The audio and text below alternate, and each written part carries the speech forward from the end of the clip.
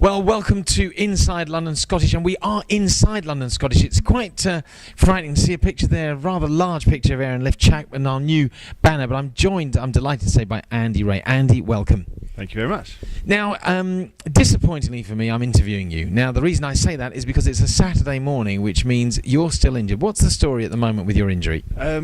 Well, I thought it was just a calf strain a couple of weeks ago. It is still, but I've just had a few more issues than expected, so I'm hoping to be back by the Cornish Pirates game in a couple of weeks. That's the 6th, and we're looking forward to seeing you back. Now, you've played a couple of pre-season games though, and been involved there. How did you find it? Yeah, it's really good. I'm actually really enjoying sort of the change. Really, it pushes your boundaries a little bit. New calls, new players to play with, and I think with the side we've got, some real talent out there. So. That was the frustrating thing against Richmond. Obviously, the pre-season games are always a little bit scrappy, but thoroughly enjoyed it and was really sort of looking forward to the start of the season. So, a little bit frustrated, but hopefully, a couple of weeks I'll be back. The curse of the injury. Now, just going back to yourself and your history, for some of the people who watch this and perhaps don't get to the games, don't know a little bit about you. Just tell us some of the clubs you've played for in the past. So when I was younger, I played for Harlequins. I played there for about 4 years. I made about 9 appearances for them.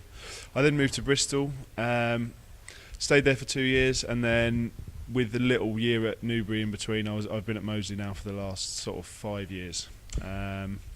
So I've been, so it's quite a nice sort of, felt like I needed a bit of a change after that long at Moseley, and here I am. And your preferred position? Preferred 12.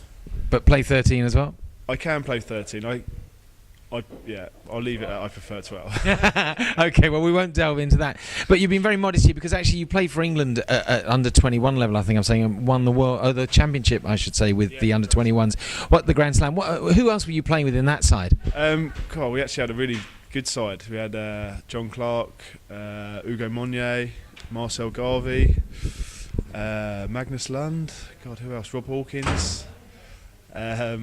Trying to think who else would be. Some notable names though. Some of those guys have come through like yourself into sort of carrying on their careers and playing really well. Now, a few of you joined from Moseley, and this is not a cliquish club, it has to be said. Have you boys managed to sort of get into the club okay and not talk to just each other? Do you know, it's been fine. I mean, I actually get on really well with Chev, Spiv and Quiggers. So, I mean, yeah, it's been absolutely perfect. I mean, with rugby players generally, it's fairly easy to settle in anywhere. So banter's always around wherever you are. Banter's similar, yeah, and so it's actually been fine. Yeah, all of us are fairly sort of outgoing people, so it's been really surprisingly easy. It must be very frustrating sitting on the touchline. I mean, look, we had that game against Newcastle, fantastic second half and great spirit from the boys. And then last week, I mean, it just fell apart the second half, it has to be said. And I think we've been honest and said that, missed too many tackles, and you can't afford to miss tackles. How frustrating is that for you watching that? I mean, it is frustrating. I sort of pride myself on my defence, so, I'd like to think that I could help out in that area. But, if you're playing against teams like Bedford, they're a sort of team that once they get on a roll, then you're really in trouble. And wherever you play on their pitch, it seems like it's uphill. Yeah, yeah.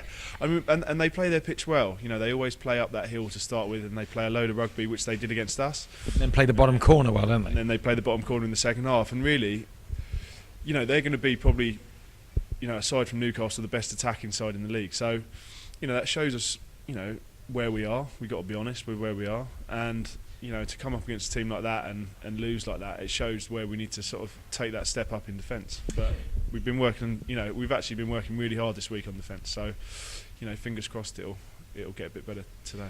And I know a lot of people will be watching this after we've played today's game, but let's just touch on it. Doncaster, they've played 3, they've lost 3. They're going to be coming here looking for a win. They're desperate to get one. We know the sort of style of rugby they're going to play. And it's a different challenge, isn't it, to the Bedford type of game? It is a different challenge, but you can't be underestimating them because, I mean, if you look at the fixtures they've had, they've played Bristol, they've played Newcastle and Plymouth away, which are 3 really, really tough fixtures.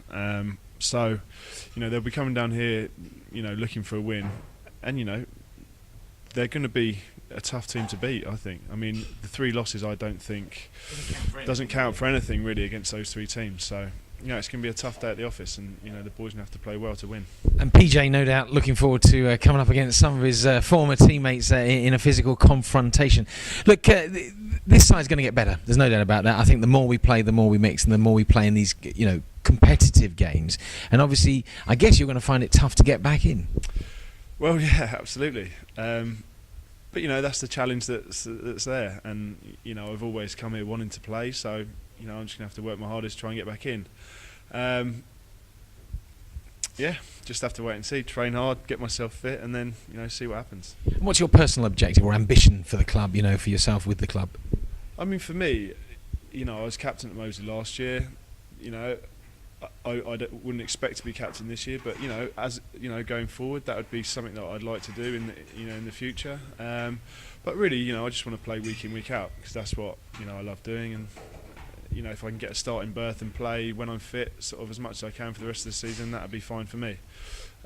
League-wise, I'd say if we can get ourselves in the top half, which is achievable, I think, for us, that would be great. But personally, it's just to play. Well, look, I'm sure I speak on behalf of everyone when I say I wish you well with your training and getting back. We're at Nottingham next week away under lights, I think, on Friday night, then back on the 6th, which is what you're targeting. Hopefully, if not in the starting lineup, you may well be on the bench. But thanks for joining me today. And if there's anything you want to say to the fans, here's your opportunity. Oh, God. Put you on the spot straight away. Just give me a cheer when I come back. Brilliant. Andy, thanks, mate. Cheers.